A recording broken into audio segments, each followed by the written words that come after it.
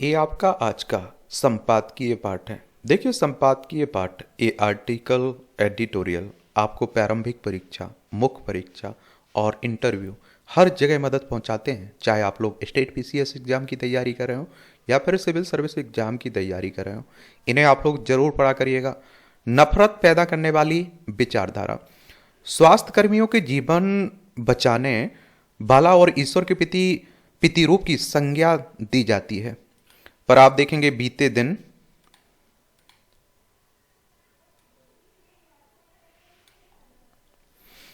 दिनों ऑस्ट्रेलिया में स्वास्थ्यकर्मियों की एक करतूत ने इस पेशे को कलंकित करने का काम किया है और इससे जुड़े स्वास्थ्यकर्मी केवल मजहबी कारणों से एक वर्ग विशेष के रोगियों के स्वास्थ्य भेदभाव की बात गौरवान्वित होकर स्वीकार रहे हैं। वे नफरत की आंख में उपचाराधीन यहूदी रोगियों को जान से मारने का भी दावा कर रहे हैं।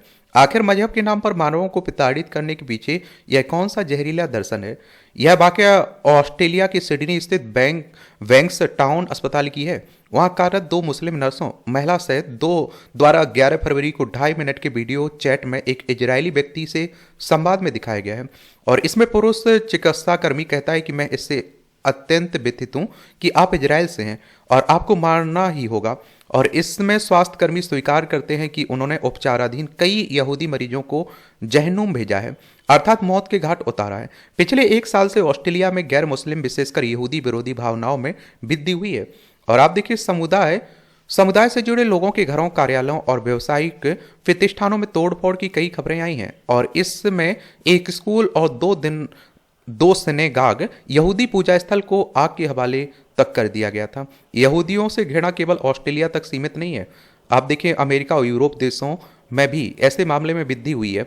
नीदरलैंड की राजधानी एम्स्टर्डम में गत 7 नवंबर को एक फुटबॉल मैच के दौरान यहूदियों को फलस्तीन समर्थकों द्वारा निशाना बनाया गया और वित्त वर्ष 2022-23 के बीच नीदरलैंड की यहूदियों पर हमलों में 245% की बढ़ोतरी हुई है और इसी अवधि में ब्रिटेन में 550 यहूदी विरोधी घटनाएं दर्ज हुई थीं। फ्रांस और अन्य यूरोपीय देश भी इससे अछूते नहीं है। कथित तर्कवादी हालिया यहूदी विरोधी घटनाओं को फलस्तीन समर्थक आतंकी संगठन हमास द्वारा अक्टूबर 2023 में इजरायल पर घातक जिहादी हमले और प्रतिक्रिया स्वरूप उस पर गाजा पट्टी पर इजरायली सैन्य कार्रवाई से जोड़कर देखते हैं। और इसके उलट वास्तविकता यही है कि यहूदियों को किसी एक हालिया घटना से नहीं बल्कि उन्हें मजहबी आधार पर 4वीं शताब्दी से ईसाईयत और फिर 8वीं सदी में इस्लाम के उदय से सतत उत्पीड़न का सामना करना पड़ रहा है। मध्यकालीन यूरोप में यहूदियों का मजहबी दमन और तीव्र हुआ है। 1466 में तत्कालीन पाल द्वितीय के निर्देशानुसार क्रिसमस के दिन रोम में यहूदियों को निर्वस्त्र करके सार्वजनिक रूप से अपमानित किया गया। कालांतर में यहूदी पुजारियों रब्बियों को विदूषक के वस्त्र पहनाकर परेड कराई जाने लगी और 25 दिसंबर 1861 को पोलैंड के वारसा में 12 यहूदियों की भीड़ द्वारा निर्मम हत्या कर दी गई।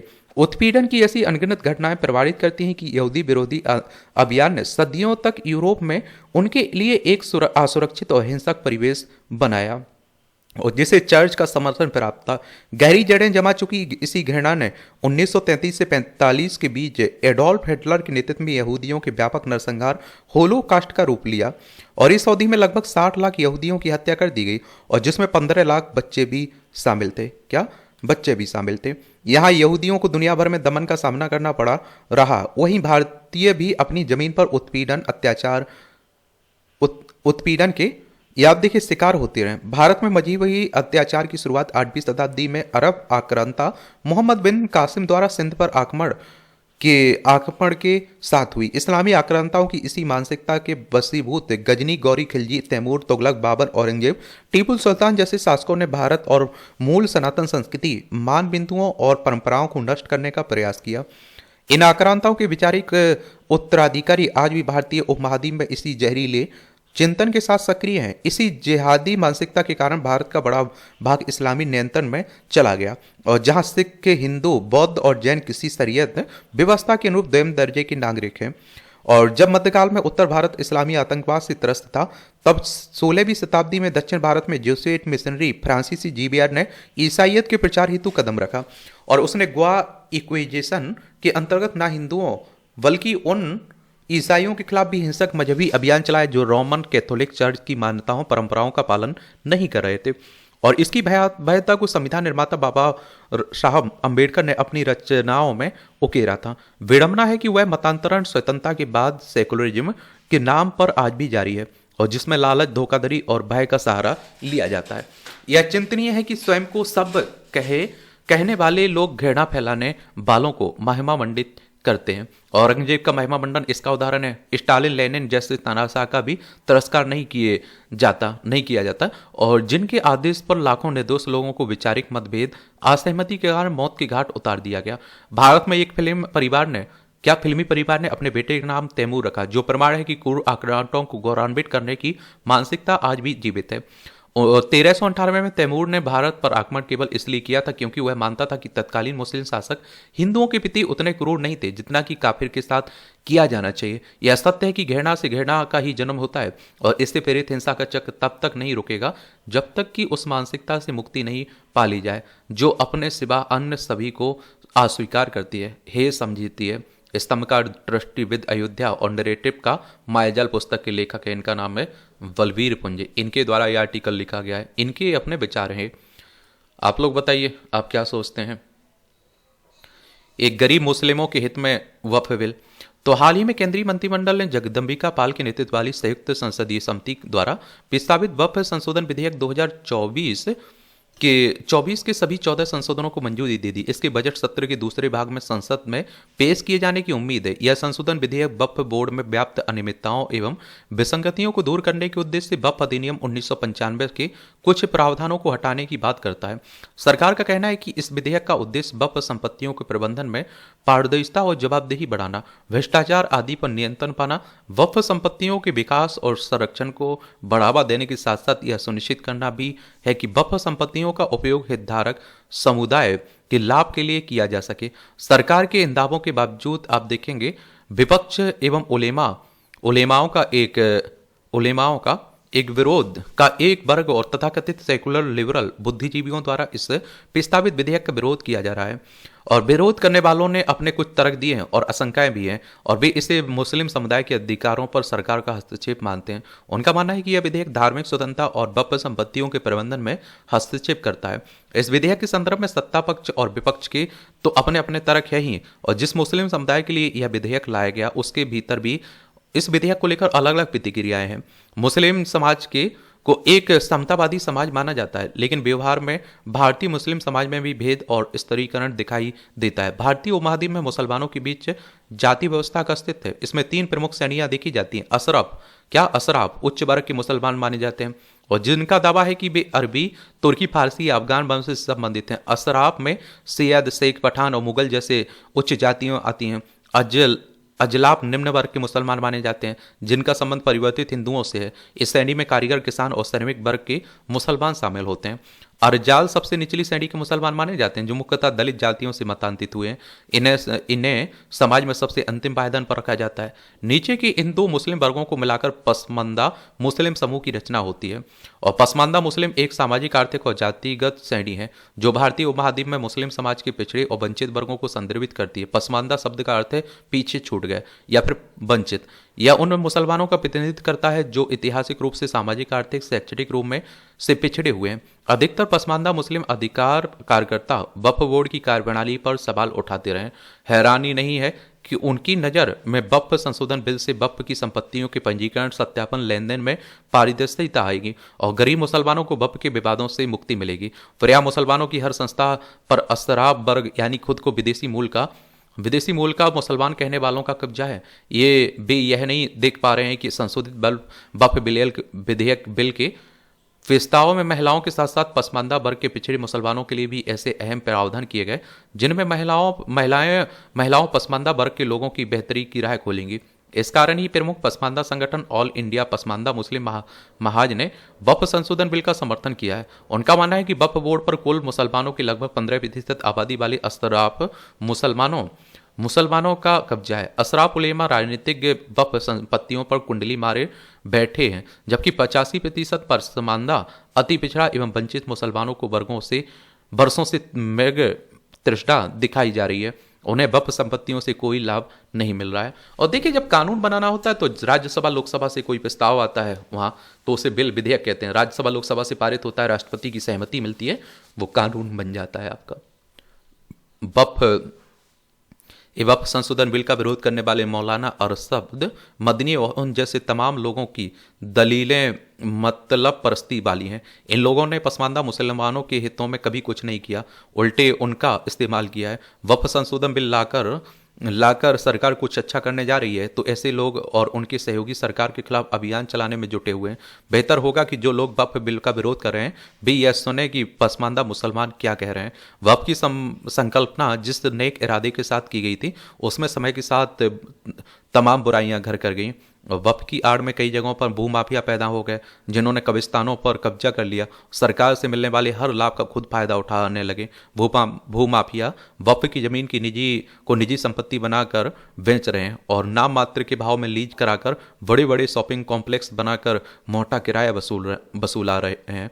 और चूंकि इन पर रोक लगाने के लिए भी वक्फ अधिनियम में यथोचित बदलाव किया जा रहा है, इसलिए वक्फ संशोधन बिल से मुस्लिम समाज के अत्यंत पिछड़े वर्ग को उम्मीद की किरण दिखाई दे रही है। लेखक सामाजिक कार्यकर्ता है, इनका नाम है डॉक्टर फयाज अहमद फैजी। इनके द्वारा आर्टिकल लिखा गया है। आप लोग क्या सोचते हैं? अपनी राय आप लोग बताया करिएगा। इच्छा और आत्म संयम।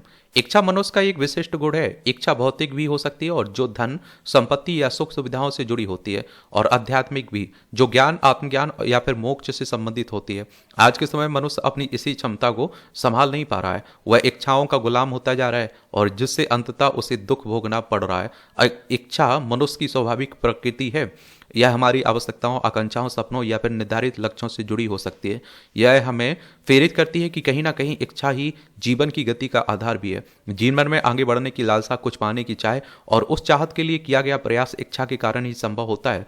लेकिन जब यही इच्छा अनियंत्रित हो जाती है तो व्यक्ति के दुख और असंतोष का कारण बन जाती है। अनुभव के आधार पर कहा जाए कि अति सर्वत्र वर्जिते, अर्थात किसी भी चीज की अधिकता बुरी होती है। अति करने पर औषधि भी विष के समान प्रभाव डालने लगती है। यही कारण है कि इच्छाओं पर नियंत्रण रखना हमारी प्रकृति, आत्मविश्वास और विशेष रूप से मानसिक शांति के लिए अति आवश्यक है। और इच्छाएं असंख्य हो सकती हैं और यह संभव भी नहीं है कि हमारी हर इच्छा पूरी हो। लेकिन जिनमें आप देखिए आत्मसंयम होता है, वे ही इच्छा रूपी मंथन से निकले अमृत का कुछ चख पाते हैं। स्पष्ट है कि मन मस्तिष्क में इच्छा उत्पन्न होना गलत नहीं है, लेकिन उस पर बुद्धि विवेक का नियंत्रण होना भी आवश्यक है। मनुष्य में इसे नियंत्रित करने की समझ होनी चाहिए। यदि मनुष्य अपनी इच्छाओं पर नियंत्रण पाना सीख ले तो उसका जीवन शांति, आनंद से परिपूर्ण होकर बहुत खूबसूरत हो सकता है। अन्यथा वह अपने ही मन के बुने हुए जाल में फंसकर अपना जीवन व्यर्थ कर लेगा। अच्छा कॉलम लिखा जाता है, पढ़ा करिएगा। ये मतदाताओं की पहचान। यह सराहनीय है कि चुनाव आयोग मतदाताओं को विशिष्ट पहचान प्रदान करने की पहल कर रहा है और इससे अलग अलग राज्यों में मतदाता फोटो पहचान पत्र यानी कि एपिक संख्या एक जैसी होने की समस्या से तो मुक्ति मिलेगी। किसी मतदाता के अन्यत्र कहीं वस जाने पर उसका पता लगाना भी आसान होगा। लेकिन इसके साथ ही ऐसी व्यवस्था करना भी समय की मांग है कि यदि कोई मतदाता अपने आवास स्थल से अन्यत्र कहीं हो तो वहां भी मताधिकार का उपयोग कर सके। और ऐसी व्यवस्था बनाना इसलिए आवश्यक हो गया है क्योंकि अब एक बड़ी संख्या में लोग काम धंधे, पढ़ाई के सिलसिले में दूसरी जगह जाते हैं और इनमें बड़ी संख्या में ऐसे लोग होते हैं जो वहाँ अस्थायी तौर पर रहने लगते हैं। ऐसे लोग चुनाव के दौरान मताधिकार का उपयोग तभी कर सकते हैं जब वे वोट देने के लिए वहां लौटें और जहां वे मतदाता के रूप में दर्ज हों। चूंकि सबके लिए ऐसा करना संभव नहीं होता है, इसलिए वे चाहकर भी वोट नहीं कर पाते हैं। इसकी अनदेखी नहीं की जानी चाहिए कि वोट प्रतिशत कम करने का एक कारण यह भी है। और ऐसा भी कहा जाता है कि ऑनलाइन होना चाहिए वोट डालने की, जिससे आप देखिए हम अपने क्षेत्र में नहीं बैठे हैं तो हम भी वोट डाल पाएं। और अब आप देखते हैं कि अब जब एक साथ चुनाव की दिशा में कदम बढ़ाए जा रहे हैं तब यह सोचा ही जाना चाहिए कि मतदाता देश में कहीं से भी मतदान कैसे कर सकते हैं। इसके लिए आवश्यक हो तो मतदाता पहचान पत्रों को आधार कार्ड से जोड़ा जाना चाहिए। यह व्यवस्था स्वैच्छिक है। एक समय मतदाता पहचान पत्रों को आधार कार्ड से जोड़ने की पहल की गई थी, लेकिन कुछ राजनीतिक दलों ने इस पर आपत्ति उठा दी और एक जरूरी पहल थम गई। समझना कठिन है कि कुछ दलों को मतदाता पहचान पत्रों को आधार कार्ड से जोड़ने पर आपत्ति क्यों है। आखिरकार मतदाता को सुलभ बनाने में अड़ंगा लगाने का क्या उचित है? यदि पारदर्शिता लाने और फर्जीवाड़ा रोकने के लिए स्थायी खाता संख्या अर्थात पैन कार्ड और मोबाइल समेत अन्य दस्तावेजों को आधार से जोड़ा जा सकता है तो मतदाता पहचान पत्रों को क्यों नहीं जोड़ा जाना चाहिए? वह भी तब जब इससे फर्जी वोटरों का पता लगाने में मदद मिलेगी। जो काम फर्जी मतदान रोकने में सहायक हो सकता है उसके विरोध का कोई तार्किक आधार नहीं दिखता। यह तर्क खोखला ही अधिक है और इससे निजता के अधिकार का उल्लंघन होगा। आखिर ऐसा तो है नहीं कि इससे यह पता चल जाएगा कि किसने किसको वोट दिया है। हालांकि चुनाव आयोग ने अलग अलग राज्यों में एक ऐसी एपिक संख्या को लेकर उठे संदेह का समाधान कर दिया है, लेकिन उचित यह होगा कि उसे मतदान पहचान पत्रों को आधार कार्ड से जोड़ने का अधिकार प्रदान किया जाए। इससे मतदाताओं को सुविधा होगी और फर्जी मतदान पर लगाम लगने के और मतदान प्रतिशत बढ़ेगा। जो विधानसभा, राज्यसभा, लोकसभा, राष्ट्रपति, उपराष्ट्रपति के चुनाव होते हैं ना, इन्हें भारतीय निर्वाचन आयोग करवाता है। एक संवैधानिक संस्था है। संविधान के अनुच्छेद 324 के तहत चुनाव आयोग की स्थापना की बात की गई। 25 जनवरी 1950 में स्थापना हुई थी। 25 जनवरी को आप लोग मतदाता दिवस मनाते हैं। नई दिल्ली में हेडक्वार्टर देखने को मिलेगा। सुकुमार सेन पहले मुख्य चुनाव आयुक्त थे। और जो आपके राज्य में स्थानीय चुनाव होते हैं ना, उन्हें हर राज्य में स्थानीय चुनाव जो होते हैं, जैसे सरपंच, नगर पंचायत, नगर पालिका, उसके लिए हर राज्य में चुनाव आयोग होता है। मध्य प्रदेश में मध्य प्रदेश निर्वाचन आयोग, उत्तर प्रदेश में उत्तर प्रदेश निर्वाचन आयोग, उनकी बात हो रही है। उपचार में सुविधा। बिहार के सरकारी अस्पतालों में डॉक्टरों की कमी, विशेषज्ञ डॉक्टर से लेकर नर्सिंग कर्मचारियों की संख्या निर्धारित मानक से कम है। ये पद लंबे समय से खाली पड़े हैं। महिला डॉक्टर तो बहुत से अस्पतालों में है ही नहीं। मेडिकल कॉलेज से लेकर जिला अस्पताल, प्राथमिक स्वास्थ्य केंद्र और सामुदायिक स्वास्थ्य केंद्र सहित अन्य जगह इसी तरह की स्थिति है। कई स्वास्थ्य केंद्र तो नर्सिंग स्टाफ के भरोसे चल रहे हैं और इस कारण मरीजों को निजी अस्पताल का सहारा लेना पड़ता है। वहाँ उनका आर्थिक शोषण होता है। डॉक्टरों की भर्ती को लेकर लंबे समय से प्रक्रिया चल रही है और अब इसके जल्द पूरे होने की आस इसलिए जगी है क्योंकि इस संबंध में बिहार तकनीकी सेवा आयोग को प्रस्ताव भेजा जा चुका है। विज्ञापन प्रकाशन की कार्यवाही अंतिम चरण में है। 5,000 से अधिक डॉक्टरों की नियुक्ति की जाएगी और इनमें आप देखिए 3,623 विशेषज्ञ चिकित्सक पदाधिकारी और 667 सामान्य चिकित्सा पदाधिकारी और 808 दंत चिकित्सक होंगे। बिहार विधान परिषद में एक प्रश्न के उत्तर में प्रभारी मंत्री नीरज कुमार सिंह की ओर से यह जानकारी देने की बाद उम्मीद है कि इस वर्ष के अंत तक डॉक्टरों की कमी पूरी हो जाएगी। वैसे देखने वाली बात यह है कि अभी जितने डॉक्टर तैनात हैं वे भी अपनी जिम्मेदारी ठीक से नहीं निभाते हैं। समय से ड्यूटी पर नहीं आने से लेकर प्राइवेट प्रैक्टिस करने सहित कई शिकायतें रहती हैं। इस पर भी ध्यान देने के साथ ही सख्ती की जरूरत है। डॉक्टर अभी अपनी जिम्मेदारी ठीक से निभाएं, इसकी भी सख्ती से मॉनिटरिंग हो और लापरवाही बरतने वाले पर कार्रवाई की जाए, तभी गरीब मरीजों को उपचार की सुविधा मिलेगी। चलिए एक बार हम लोग बिहार घूम के आ जाते हैं। ये आप देख लीजिए, बिहार है। पटना इसकी राजधानी देखने को मिलेगी। अंतर्राष्ट्रीय सीमा इसकी नेपाल से लगती है। राज्यों में आप देखिए उत्तर प्रदेश, झारखंड और पश्चिम बंगाल से। विधानसभा में आप देखेंगे कितनी सीटें हैं, 243। विधान परिषद है जिसमें 75 सीटें हैं। राज्यसभा में 16 सीटें हैं। लोकसभा में 40 सीटें हैं। 98,940 वर्ग किलोमीटर में फैला हुआ है आपका बिहार। कारगिल में बढ़ती महिला शक्ति। हमारे सामाजिक पारिवारिक परिवेश में दिखता है कि कारगिल में आधी आबादी की भागीदारी बढ़ रही है। इस बदलाव को पुख्ता करने वाले आंकड़े सांख्यिकी और कार्यक्रम कार्यान्वयन मंत्रालय द्वारा रोजगार से जुड़ी गतिविधियों में महिलाओं की हिस्सेदारी से जुड़े सर्वेक्षण में सामने आए हैं। सर्वेक्षण के अनुसार 2019 में आजीविका संबंधी गतिविधियों में स्त्रियों की भागीदारी 21.8% थी, जो वर्ष 2024 में 25% हो गई। और देखिए इस तरह के टॉपिक पर आप लोग निबंध लिख रहे हैं, आंसर राइटिंग कर रहे हैं, तो ये आंकड़े आप लोग बता सकते हैं। भारतीय महिला सदा से ही श्रमशील भूमिका में रही हैं। खेती किसानी से लेकर घरेलू कामकाज के किसी न किसी मोर्चे पर डटी रही हैं। स्त्रियों की यह भागीदारी व्यवसायिक गतिविधियों के बजाय आवेतनिक कार्यों में अधिक रही है। सांख्यिकी और कार्यक्रम कार्यान्वयन मंत्रालय के अनुसार 2019 से 24 के दौरान महिलाओं द्वारा घरेलू काम में निवेश किया गया समय घटा है। मंत्रालय का टाइम यूज सर्वे नामक अध्ययन बताता है कि आवेतनिक घरेलू कार्यों में महिलाओं की भागीदारी 5 साल पहले लगभग 315 मिनट देने की थी। बदलते परिवेश में आधी आबादी द्वारा घरेलू कामकाज को दिया जा रहा वक्त कम हुआ है। वर्ष 2024 में अवधि घटकर 305 मिनट हो रहेगी।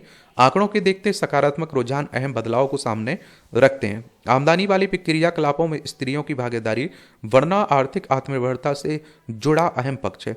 देश के विकास में महिलाओं की मजबूत होती स्थिति की बानगी है। आय देने वाली गतिविधियों में महिलाओं की रुचि लेने संबंधी बदलाव व्यक्तिगत चुनाव और पारिवारिक सहयोग के वैचारिक मोर्चे पर भी रेखांकित करने योग्य है पक्ष है। हमारे परंपरागत ढांचे में पुरुषों की तुलना में सशुल्क क्रियाकलापों में महिलाओं की भागीदारी कम रही है।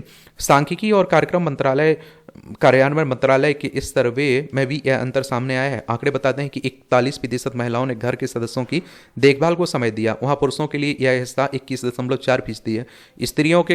स्त्रियां घर के सदस्यों की देखभाल संबंधी कार्यों में हर दिन 140 मिनट बिताती हैं, तो पुरुष हर दिन 74 मिनट का वक्त इस गतिविधियों को देते हैं। अंतर्राष्ट्रीय श्रम संगठन की रिपोर्ट बताती है कि वैश्विक स्तर पर महिलाएं अवेतनिक घरेलू कार्यों के लिए कुल घंटों का 76% समय देती हैं, जिसके लिए उन्हें वेतन नहीं मिलता है। भारत सहित अन्य एशियाई देशों में यह आंकड़ा 80% से भी ज्यादा है। वहीं ऑक्सफैम की टाइम टू केयर की रिपोर्ट कहती है कि वैश्विक स्तर पर महिलाएं साल भर में करीब 10,000 अरब डॉलर के अवेतनिक घरेलू कार्य करती हैं। ऐसे में वेतनिक कार्यों में महिलाओं की हिस्सेदारी बढ़ना रोजगार के मोर्चे पर सकारात्मक बदलाव या रुझान बेहतर भविष्य की उम्मीद जगाता है।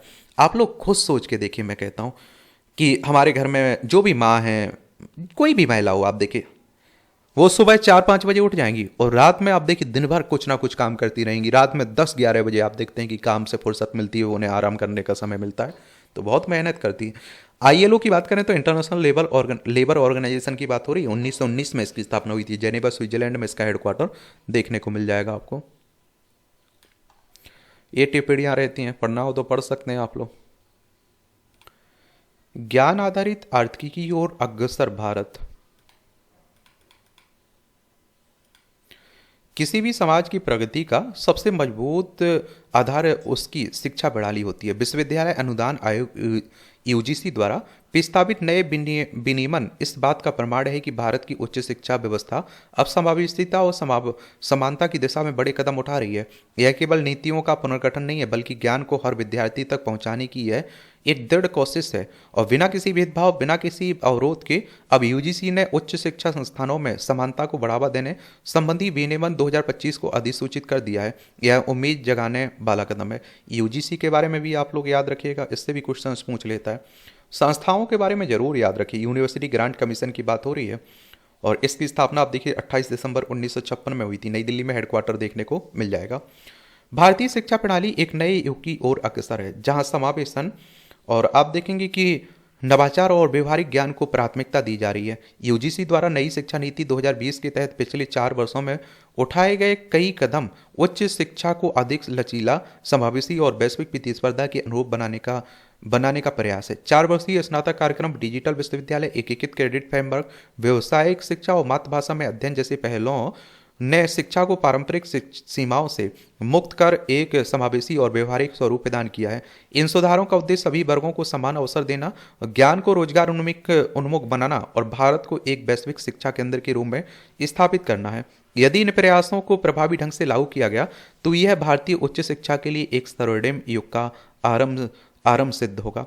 वैश्विक मानकों के अनुरूप 4 वर्षीय स्नातक कार्यक्रम उच्च शिक्षा को अधिक व्यापक और लचीला बनाने की दिशा में एक ठोस प्रयास है। अब विद्यार्थी अपने परिस्थितियों के अनुसार मल्टी एंट्री और मल्टी एग्जिट की सुविधा के साथ अपनी शिक्षा पूर्ण कर सकते हैं। यह पहल उन छात्रों के लिए विशेष रूप से, ये उन लोगों के लिए फायदेमंद रहेगा विशेष रूप से, और ये आप देखते हैं कि किसी कारण बस अपनी पढ़ाई पूरी नहीं कर पाते हैं। इससे भारतीय शिक्षा व्यवस्था वैश्विक मानकों के अनुरूप होगी और जहां विद्यार्थी अपनी रुचि और आवश्यकता अनुसार पाठ्यक्रम का चयन कर सकते हैं। और जिस प्रकार प्रकृति में विविधता ही उसकी सजीवता का प्रमाण है, उसी प्रकार शिक्षा में बहुविषयक दृष्टिकोण न केवल ज्ञान को समृद्ध करता है बल्कि उसे अधिक व्यवहारिक भी बनाता है। संस्थान स्वायत्ता और बहुविषयक शिक्षा के तहत मोनो डिसिप्लिनरी संस्थानों को मल्टी डिसिप्लिनरी बनाया जा रहा है, और जिससे छात्र विज्ञान, कला और अन्य विषयों का समुचित ज्ञान प्राप्त कर सके, और इससे भविष्य के स्नातक संकीर्ण विषयों तक सीमित नहीं रहेंगे बल्कि व्यापक दृष्टिकोण के साथ समाज में योगदान देने में सक्षम होंगे। प्राचीन काल में गुरुकुल शिक्षा का माध्यम थे और उसी प्रकार आधुनिक समय में डिजिटल शिक्षा का प्रभाव बढ़ रहा है। डिजिटल विश्वविद्यालय की स्थापना इस दिशा में क्रांतिकारी कदम है, जो उच्च शिक्षा को ऑनलाइन संसाधनों से जोड़कर अधिक सुलभ और वैश्विक बना रहा है। अब विद्यार्थी अपनी सुविधा अनुसार पाठ्यक्रमों का चयन कर सकेंगे और डिजिटल संसाधनों के माध्यम से श्रेष्ठ शिक्षकों से ज्ञान प्राप्त कर सकेंगे। यह उन छात्रों के लिए विशेष रूप से उपयोगी होगा जो आर्थिक या फिर भौगोलिक कारणों से उच्च शिक्षा से वंचित रह जाते हैं। शिक्षा के प्रति रुचि। शिक्षा एक निरंतर प्रवाहमान धारा है जिसे कृत्रिम अवरोधों से बाधित नहीं किया जाना चाहिए। स्कूलों और उच्च शिक्षा के एकीकरण की पहल इसी भावना को मूर्त रूप देती है और जहां अकादमिक, बैंक ऑफ क्रेडिट और स्कूली शिक्षा से उच्च शिक्षा में सुगम प्रवेश की व्यवस्था बनाई जा रही है। यह एक ऐसी प्रणाली विकसित करेगा जिससे विद्यार्थी बिना किसी जटिल औपचारिकता के अपनी शिक्षा को आगे बढ़ा सकें और जिससे शिक्षा के प्रति उनकी रुचि और प्रतिबद्धता बढ़ेगी। इस प्रकार एक सुगंधित पुष्प तभी उपयोगी होता है जब वह समाज को अपनी सुगंध से महका सके। उसी प्रकार शिक्षा का वास्तविक उद्देश्य तभी पूर्ण होता है जब वह रोजगार उन्मुख और व्यवहारिक हो। और व्यवसायिक शिक्षा का एकीकरण उच्च, आप देखते हैं कि क्या उच्च शिक्षा को मात्र डिग्री प्रदान करने तक सीमित नहीं रखता है, बल्कि उसे रोजगार और उद्यमिता से जोड़ता है। नए व्यवसायिक पाठ्यक्रमों के साथ स्नातक अब उद्योगों की आवश्यकताओं के अनुरूप दक्षता प्राप्त कर सकेंगे। यह कदम बेरोजगारी की समस्या को हल करने में सहायक होगा। शिक्षा में नवाचार, समय के प्रभाव में शिक्षा को भी परिवर्तनशील और नवाचार युक्त बनाना आवश्यक है। उपयुक्त सभी सुधार न केवल भारतीय शिक्षा प्रणाली को वैश्विक प्रतिस्पर्धा में सशक्त बनाएंगे, बल्कि इसे एक ज्ञान आधारित अर्थव्यवस्था की ओर भी अग्रसर करेंगे। यूजीसी की यह पहल शिक्षा प्रणाली को पारंपरिक सीमाओं से बाहर निकालकर एक नए युग में प्रवेश करा रही है, जहां ज्ञान केवल अर्जन का माध्यम नहीं बल्कि समाज और राष्ट्र के समग्र विकास का आधार बनेगा। शिक्षा केवल डिग्रियों तक सीमित नहीं होनी चाहिए, बल्कि यह समाज को नई दिशा देने का माध्यम भी होना चाहिए। यूजीसी द्वारा उठाए गए एक कदम न केवल उच्च शिक्षा को अधिक प्रभावशाली, समावेशी और व्यवहारिक बनाएगी, बल्कि भारत को एक वैश्विक शिक्षा केंद्र के रूप में भी स्थापित करने में भी सहायक होगी। यदि इन सुधारों को प्रभावी रूप से लागू किया गया तो अपने आने वाले समय में भारतीय शिक्षा व्यवस्था के लिए एक स्वर्णिम युग साबित होगा। नीति आयोग की रिपोर्ट से सीखने योग्य बातें। नीति आयोग की बात करें तो योजना आयोग को प्रतिस्थापित करके आया ना, तो उसी की बातें हो रही हैं। देखिए, सरकार की तरफ से कोई पहल चलाई जाती है तो जरूर आप लोग बता दिया करिएगा। भारतीय शिक्षा व्यवस्था आज संक्रमण के दौर से गुजर रही है, जहां गुणवत्तापूर्ण उच्च शिक्षा का विस्तार एक राष्ट्रीय प्राथमिकता बन चुका है। नीति आयोग की हालिया रिपोर्ट में राज्यों और राज्य सार्वजनिक विश्वविद्यालयों के माध्यम से गुणवत्तापूर्ण उच्च शिक्षा का विस्तार उच्च शिक्षा क्षेत्र में अपनी तरह का पहला नीतिगत दस्तावेज है, जो विशेष रूप से राज्यों और राज्य सार्वजनिक विश्वविद्यालयों पर केंद्रित है। यह रिपोर्ट विभिन्न राज्यों में उच्च शिक्षा की वित्तीय परिव्यय, नामांकन प्रवृत्तियों और लैंगिक संतुलन, डिजिटल विभाजन और विश्वविद्यालय घनत्व जैसे महत्वपूर्ण पहलुओं को उजागर करती है। उच्च शिक्षा के क्षेत्र में राज्यों के बीच शिक्षा व्यय में भारी असमानता देखी जा रही है। जम्मू कश्मीर 8.11%, मणिपुर 7.25%, जहां अपने शिक्षा बजट का बड़ा भाग व्यय कर रहे हैं। वहीं देश की राजधानी दिल्ली में शिक्षा पर मात्र 1.67% ही खर्च किया जाता है। और इसी प्रकार प्रति युवा शिक्षा पर व्यय में केवल तमिलनाडु, महाराष्ट्र, आंध्र प्रदेश और तेलंगाना आगे है, जबकि राजस्थान, पंजाब, छत्तीसगढ़ पिछड़े रहे हैं। यह स्थिति दर्शाती है कि कुछ राज्य उच्च शिक्षा को प्राथमिकता दे रहे हैं, जबकि अन्य अभी भी संसाधनों के अभाव से जूझ रहे हैं। इस रिपोर्ट में विश्वविद्यालय घनत्व को लेकर भी महत्वपूर्ण निष्कर्ष सामने आए हैं। राष्ट्रीय स्तर पर प्रति 1 लाख युवाओं पर 0.8 विश्वविद्यालय हैं, लेकिन सिक्किम 10.3, अरुणाचल प्रदेश, लद्दाख और हिमाचल प्रदेश में यह आंकड़ा कहीं अधिक है। दूसरी ओर बिहार 0.2 में विश्वविद्यालय घनत्व सबसे कम है, जो उच्च शिक्षा तक पहुंच की गंभीर चुनौती को दर्शाता है। यह स्पष्ट है कि राज्यों में शैक्षिक संस्थानों की उपलब्धता असंतुलित है, और जिससे छात्रों के लिए उच्च शिक्षा ग्रहण करना कठिन हो जाता है। रिपोर्ट दर्शाती है कि केरल, छत्तीसगढ़, हिमाचल प्रदेश में महिला नामांकन पुरुषों से अधिक है, जबकि चंडीगढ़, मिजोरम, अंडमान निकोबार द्वीप समूह में यह संतुलित है। ये आंकड़ा संकेत देते हैं कि कुछ राज्यों ने लैंगिक समानता की दिशा में महत्वपूर्ण प्रगति की है, लेकिन कई राज्य अब भी इस लक्ष्य से दूर हैं। महिलाओं की उच्च शिक्षा में भागीदारी बढ़ाने के लिए संस्थागत स्तर पर नीतिगत हस्तक्षेप आवश्यक। आर्थिक समीक्षा 2024-25 के अनुसार शिक्षा पर वार्षिक व्यय 12% बढ़कर 9.2 लाख करोड़ रुपए हो गया है, और यह दर्शाता है कि सरकार शिक्षा के क्षेत्र को प्राथमिकता दे रही है, लेकिन राज्यों के बीच संसाधनों का असमान वितरण अभी भी एक बड़ी चुनौती है। और आप सभी जानते हैं कि शिक्षा के बिना तो कुछ होने वाला नहीं है, और शिक्षा हर किसी की जरूरत है, चाहे वो गरीब, मीडियम हो, चाहे अमीर लोग हों। रिपोर्ट यह भी इंगित करती है कि ड्रॉप आउट दरों में कमी आई है, प्राथमिक स्तर पर 1.9% और माध्यमिक स्तर पर 14.1% तक, जबकि 2014 से 2022 के बीच उच्च शिक्षा नामांकन में 26.5% की वृद्धि हुई है। इसके परिणाम स्वरूप सकल नामांकन अनुपात 28.4% तक पहुंच चुका है और जिससे 2035 तक 50% करने का लक्ष्य निर्धारित किया गया। हालांकि शिक्षा के क्षेत्र में डिजिटल माध्यमों को पहुंच बढ़ रही है, लेकिन शहरी और ग्रामीण क्षेत्रों में डिजिटल असमानता अभी भी बनी हुई। नीति आयोग में की यह रिपोर्ट उच्च शिक्षा में व्याप्त असमानताओं को उजागर करती है। यह दर्शाती है कि यदि भारत को वैश्विक शिक्षा केंद्र बनाना है तो राज्यों को अपनी भूमिका को अधिक प्रभावी बनाना होगा। संसाधनों का समुचित वितरण, शिक्षा पर व्यय में वृद्धि, महिला शिक्षा को प्रोत्साहन और डिजिटल समावेशन को प्राथमिकता देना आवश्यक है। उच्च शिक्षा केवल ज्ञान का विस्तार ही नहीं है, बल्कि सामाजिक और आर्थिक प्रगति की कुंजी भी है। इस संदर्भ में नीति आयोग की यह रिपोर्ट राज्यों को एक स्पष्ट दिशा प्रदान करने का कार्य करती है और जिससे भारत शिक्षा के क्षेत्र में एक वैश्विक नेतृत्वकर्ता के रूप में उभर सके। तो ये उपलब्धियां आप लोग बता सकते हैं कि भैया ऐसा नहीं है, शिक्षा के क्षेत्र में कुछ तो हम लोग उपलब्धियां हासिल कर रहे हैं, सुधार हो रहे हैं। चलिए, राजनीति की बातें हो रही हैं। और देखिए, डिजिटल मंचों का दुरुपयोग अभी आपने देखा है, एक इंडिया गॉट टैलेंट के नाम से जो शो चल रहा था, उस पर जो फूहड़ता, अश्लीलता बोली गई, उसी को लेकर भी आजकल हो रही है। अभिव्यक्ति व्यक्ति, समाज और राष्ट्र की आवश्यकता है। अभिव्यक्ति के अभाव में कुंठा एवं नकारात्मकता के बढ़ने की आशंका है। भारतीय ज्ञान परंपरा और संविधान प्रत्येक व्यक्ति को अभिव्यक्ति की आज़ादी देते हैं। यहाँ कोई भी बात अथवा विचार किसी पर थोपा नहीं जाता, अपितु उस पर समग्रता में बातचीत करते हुए अथवा संवाद के जरिए स्वीकार या अस्वीकार किया जाता है। लेकिन बीते कुछ वर्षों में अभिव्यक्ति की आज़ादी को कुछ लोग डिजिटल मंचों को कुछ भी बोल देने का लाइसेंस समझ रहे हैं। क्या यह एक नागरिक और सभ्य समाज के लिए घातक नहीं है? पिछले कुछ वर्षों में डिजिटल मंचों पर आपद्यता, अश्लीलता और हिंसा की बाढ़ आ गई। विभिन्न डिजिटल मंच सामाजिक सांस्कृतिक ताने बाने पर प्रहार करने के साथ साथ मानसिक प्रदूषण भी फैला रहे हैं। जल्दी लोकप्रियता और अधिक व्यू मिलने की चाहत में निजता को भी रील बनाकर फैलाने की होड़ लगी हुई है। अनेक वीडियो और वेब सीरीज भिन्न भिन्न रूपों में आपराधिक प्रवृत्ति को बढ़ावा दे रहे हैं। क्या इन पर तत्काल नियंत्रण की आवश्यकता नहीं है? हाल ही में सुप्रीम कोर्ट ने एक यूट्यूबर रणवीर इलाहाबादिया को एक कॉमेडी शो के दौरान अभिभावकों के संबंध में आपत्तिजनक टिप्पणी करने के लिए कड़ी फटकार लगाई है। याद रहे कि विगत दिनों में उस शो के दौरान रणवीर के साथ वहां मंच पर उपस्थित अन्य लोगों ने भी अश्लील शब्दों एवं अभद्र भाषा का प्रयोग किया। सैकड़ों युवक युवतियां उस कार्यक्रम में बैठे हुए थे। क्या अभिव्यक्ति की आज़ादी के नाम पर इस प्रकार की अश्लीलता और अभद्रता उचित है? कुछ समय में ही इस अभद्र कॉमेडी शो को करोड़ों लोगों ने देख लिया है और इस प्रकार की अश्लीलता एवं अभद्रता का यह पहला मामला नहीं है। हमारे देश में किसी बड़ी घटना के बाद ही प्रशासन और सरकार जागती है। आईटी नियम, तो आप देखेंगे कि इलाहाबादिया फिर संघ के बाद सूचना प्रसारण मंत्रालय डिजिटल मंचों विषयक मौजूदा प्रावधानों की समीक्षा कर रहे हैं।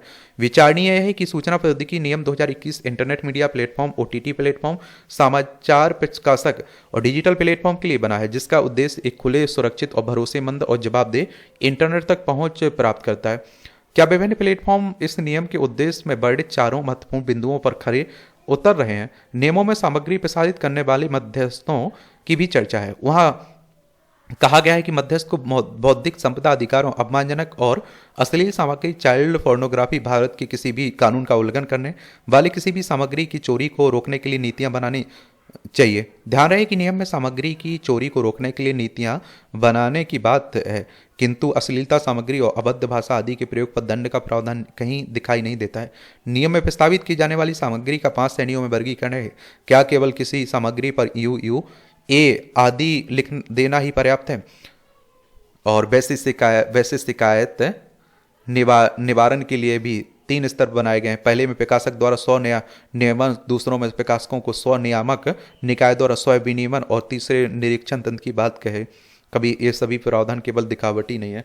एक आप देखते हैं कि ये बच्चों के लिए है, ये सब लोग देख सकते हैं। इस तरह की बातें हो रही। अश्लील अभद्र भाषा, इंटरनेट मीडिया कुछ लोग धार्मिक मान्यताओं, देवी देवताओं आदि पर भी अश्लील अभद्र भाषा का प्रयोग करते हुए सुर्खियों में आने का प्रयास करते हैं। इस प्रकार के वीडियो अनेक बार सामाजिक और सांप्रदायिक सौहार्द को बिगाड़ने का भी कारण बनते हैं। क्या ये विषय भी कठोर दंडात्मक कानूनी प्रावधानों के दायरे में नहीं आने चाहिए? अभिव्यक्ति की आज़ादी का अर्थ कहीं भी कुछ भी बोलना, करना अथवा दिखाना नहीं है, अपितु यह दायित्व के साथ जुड़ी है। भारतीय संविधान के भाग 3 मूल अधिकार के अनुच्छेद 19 में वाक स्वतंत्र के अंतर्गत लिखा, सभी नागरिकों को वाक स्वतंत्र यानी बोलने और अभिव्यक्ति का अधिकार होगा। संविधान की उद्देशिका में विचार, अभिव्यक्ति, विश्वास, धर्म और उपासना की स्वतंत्रता का वर्णन है, किंतु ध्यान रहे कि संविधान में स्थान पर स्थान व्यक्ति की गरिमा, राष्ट्र की एकता, अखंडता सुनिश्चित करने वाली बंधुता बढ़ाने के लिए दृढ़ संकल्प होने की बात भी प्रमुख है। क्या अभिव्यक्ति की आज़ादी के नाम पर कुछ भी बोलते वालों पर संविधान लागू नहीं होता? यदि संविधान सभा को संविधान समान रूप से विचार और अभिव्यक्ति की स्वतंत्रता देता तो जिम्मेदारियों का आह्वान भी करता। ऐसे में अश्लीलता, अभद्रता और हिंसा के प्रति जीरो टॉलरेंस अपनाना होगा। आप देखिए, मौलिक कर्तव्य भी दिए गए, मौलिक अधिकार भी दिए गए। समझ रहे हैं आप लोग? और मैं कह रहा हूं कि एक वायरल होने का, अपने आप को एक तरह से पैसे कमाने का ये डिजिटल दुनिया में एक पागलपन सा छाया हुआ है। कल मैं निकल रहा था, वहाँ किसी लड़के को अरेस्ट किया गया होगा पुलिस के द्वारा। उसे गाड़ी में बैठाया जा रहा था, उसके वो मित्र थे जो अब जिस मामले में गिरफ्तारी हुई, वो आप देखते हैं कि क्या कर रहे थे, उसका वीडियो बना रहे थे। वो लड़का हाथ उठा रहा था ऐसे जैसे कोई युद्ध जीत के आ रहा हो। मैंने देखा कि उसके जीप के पीछे पीछे भागते जा रहे हैं, वो वीडियो बनाते जा रहे हैं। पागलपन सोचिए। यही आप देखिए इंस्टाग्राम और उस पर रील मील चलाएंगे, दबदबा था, दबदबा है। समझ रहे हैं आप लोग? नहीं डरते किसी से, ये हाल है। और इस तरह से आप देखेंगे कि आज के संपादकीय पाठ की कहानी कवर होती है। आप लोग पढ़ते रहिए, एंजॉय करते रहिए। आपका कोई सवाल हो, मेरे लिए सुझाव हो तो बता सकते हैं। धन्यवाद।